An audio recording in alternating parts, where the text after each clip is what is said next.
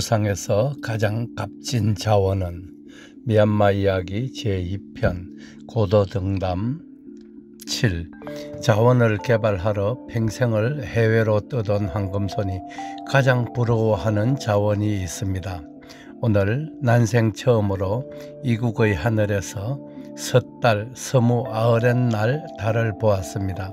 황금손은 한국에서는 좀처럼 느껴볼 수 없는 마음의 여유를 이 아름다운 섬에 머물면서 실컷 누리고 있습니다. 설령 황금손이 아니더라도 이 섬에서 단 하루만 지내보면 그 사람은 자신이 복을 많이 받은 사람이라는 것을 금방 느낄 것입니다. 늘 그렇다시피 오늘 새벽에도 황금손은 2시도 되기 전에 잠자리에서 일어났습니다. 공장의 마룻바닥에 누워만 있어도 하늘의 별자리들을 관찰할 수 있다는 것은 이 섬에 머무는 이방인인 황금손에겐 큰 특전입니다. 은하수며 북두칠성 그리고 북극성 등 서울 하늘에서는 좀처럼 찾아볼 수 없는 우주의 향연을 감상할 수 있다는 것은 선택받은 사람이 아니고서는 불가능할 것이라는 데까지 생각이 미칩니다. 황금손이 머무는 지역의 반경 100km 안쪽에 굴뚝이 있는 공장이라고는 단 한 곳도 찾아볼 수가 없습니다. 태양열 지별판을 통해 충전한 배터리 덕분에 이런 새벽에도 촉수가 낮은 LED 전구 하나는 밝힐 수 있어서 좋습니다. 불을 밝히고 2시간 동안 전날의 일기를 쓰고 스마트폰을 통해 뉴스도 챙기며 지인들에게서 온 카톡에 답글까지 보낸 후 5시쯤에는 신선한 새벽 공기를 가르며 빠른 걸음으로 마을을 지나 해안으로 연결된 길로 나갑니다. 바닷가 갯벌 쪽에서 간간히 불빛이 보입니다. 이 섬에서 오래 지내다 보니 그것이 개를 잡는 사람들의 후레쉬 불빛이라는 것을 알고 있습니다. 군락을 지어 갯벌에서 자라는 해죽순 숲 아래에는 머드크랩이라는 엄지가 유난히 큰 개가 많이 서식하고 있는데 이 지역민들에게 상당한 소득원이 되고 있습니다. 머드크랩은 중국인들이 무척 좋아하는 수산물이자 꽤나 비싼 축에 드는 요리의 재료이기도 합니다. 고요한 바닷가 길을 1시간쯤 걸어갔다가 돌아오면 날이 어선풀에 밝아오지요. 마을에서 닭 우는 소리와 이국에서 온 손님을 환영하는 듯한 개들의 합장까지 들으면서 돌아오는 길에 우연히 동력 하늘을 바라보았더니 이게 어찌된 일입니까? 절세의 미인으로 당나라 현종의 마음을 흔들어 나라까지 망치게 했던 귀부인 양귀비의 눈썹을 연상케 하는 예쁜 금음달이 살포시 보이는 것 아니겠습니까? 일반적으로 금음달은 음력 26, 27일경 새벽에 떠서 해가 뜨기 직전까지 볼 수 있는 달입니다. 황금손의 나이가 60이 넘도록 음력 서무아흐렛날 달은 본 적이 없습니다. 날이 온전히 새기 전인 새벽 6시경이었습니다. 공기가 워낙 맑으니 섣달 금음날을 하루 앞둔 오늘까지 달을 볼 수 있었던 것입니다. 기분이 너무 좋았습니다. 이런 행운을 누릴 수 있다는 것은 이 섬이 아니고서는 절대로 불가능할 것이라는 결론을 마음속에 내리면서 또 행복에 젖어듭니다. 운동을 마치고 공장으로 돌아왔더니 이웃에 사는 어부가 오늘 새벽에 잡은 것이라며 다리가 분리된 머드크랩 서너 마리를 가져왔습니다. 개를 잡다 보면 가끔씩 엄지가 떨어지는 경우가 있는데 그런 경우에는 상품성이 떨어지기 때문에 팔 수 없다고 합니다. 설령 다리가 떨어졌더라도 먹기에는 아무런 문제가 없습니다. 떨어진 다리도 함께 삶아서 먹으면 되는 때문입니다. 덕분에 오늘 아침은 싱싱한 게를 삶아서 포식을 했습니다.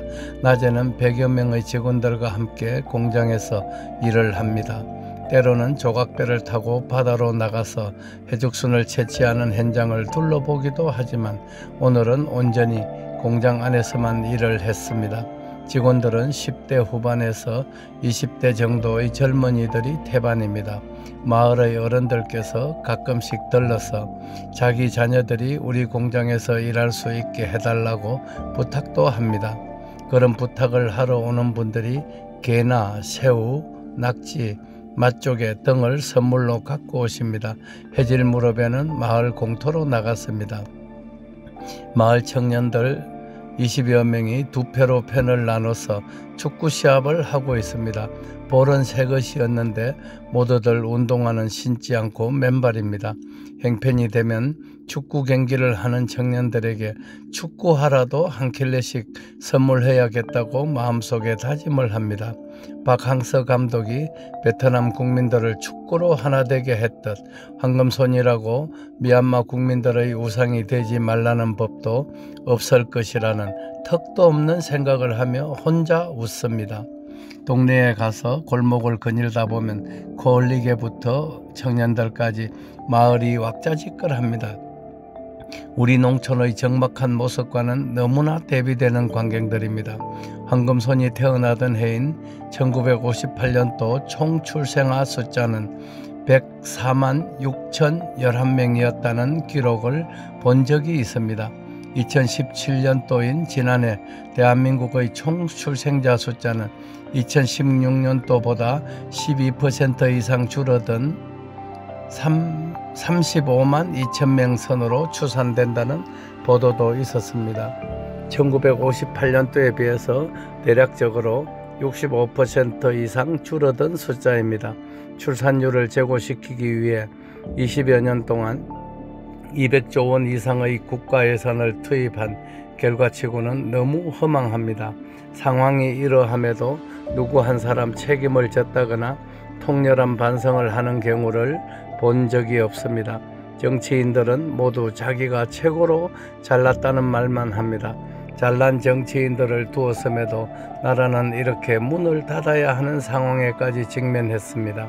문명의 혜택이라고는 눈을 비비고 찾아봐도 찾을 수 없는 이 외진 오지의 섬나라 주민들은 자녀들을 넉넉히 낳는데 모든 것이 풍족한 우리나라는 왜 인구 절벽을 맞아야 하는지, 황금손이 보기에 셋째나 넷째를 낳는 가정에는 수천만 원에서 억대의 현금 보상을 정부가 해주어야 한다고 생각합니다. 셋 이상의 다출산 가정에 국가유공자의 버금가는 파격적인 예우를 해주어 최소한 연간 100만 명 이상의 신생아가 태어날 수 있도록 해야 하겠습니다. 다출산 가정의 부부들이야말로 이 시대가 요구하는 진정한 애국자들인 까닭입니다. 정책의 최우선 순위를 출산율 제고에 두지 않으면 우리나라는 머지않아 문을 닫아야 할 정도의 큰 위기에 봉착할 것입니다. 여러 학설이 있기는 합니다만 넓은 영토와 풍요로운 자원을 가졌던 서로마 제국이 망한 것은 지배계층의 사치와 함께 이세각기를 끌었던 사회적 분위기, 그리고 납중독에 의한 불임사태 등 결과적으로 인구가 감소한 것이 제국을 망하게 만든 결정타가 되었다고 세계적인 사이비 역사학자인 황금손은 강력히 주장합니다. 다 부질없는 일인 줄 알면서도 이런 글을 쓰는 것은 21세기에는 최고의 자원이 바로 사람이라는 생각을 하는 까닭입니다. 마을을 거닐며 이런저런 생각들에 잠겨 있다가 공장으로 돌아오니 또 입맛을 돋우는 음식이 기다리고 있었습니다. 이웃에서 한 뼘이나 되는 대하를 연함은 말이나 가져온 것입니다. 자기 아들을 공장에서 일할 수 있게 해줬다고 선물로 준 왕새우였습니다. 미얀마에는 제법 괜찮은 위스키 43도짜리 700ml 한 병이 한국 돈으로 5,000원 정도입니다. 양곤에서 가져온 위스키 한 병을 따서 소금 간으로 구운 대하를 안주 삼아 직원들과 건배를 하니 세상의 근심 걱정은 하늘로 다 날아가 버렸습니다. 한국은 모레가 설입니다. 설을 앞두고 모두들 고향을 찾거나 차례 준비를 하느라 바쁘실 터이지요. 황금소는 2018년 2월 14일 음력으로는 섣달 서무 아흘의 날을 이렇게 보냈습니다. 황금손이 수백 차례의 해외여행을 하면서 수많은 자원도 찾아내고 개발도 해내었습니다만 자원 중에서도 최고의 자원은 단연 인적 자원이었다라는 사실을 새삼 깨닫습니다. 나라가 외적의 침입이나 자연재해가 아닌 인구 감소로 백척간도의 위기에 처한 현실을 안타까워하며 7번째 고도정담은 여기서 접겠습니다. 마침 오늘이 구국의 영웅이신 안중근 의사께서 일제에 의해 사형 선고를 받은 날입니다. 안중근 의사의 거룩한 우국충정의 정신을 다시 되새깁니다. 늘 하던 대로 황금소는 또 미얀마의 새벽을 깨웁니다. 만사를 제치고라도 출생률을 제고시켜 나라를 살리는 일에 앞장서겠다는 마음을 다시 굳힙니다. 건강하시깁니다. 설 잘 세십시오. 감사합니다. 달대열의 세상만사. 구독과 좋아요를 눌러주시면 황금소는 큰 힘을 얻습니다.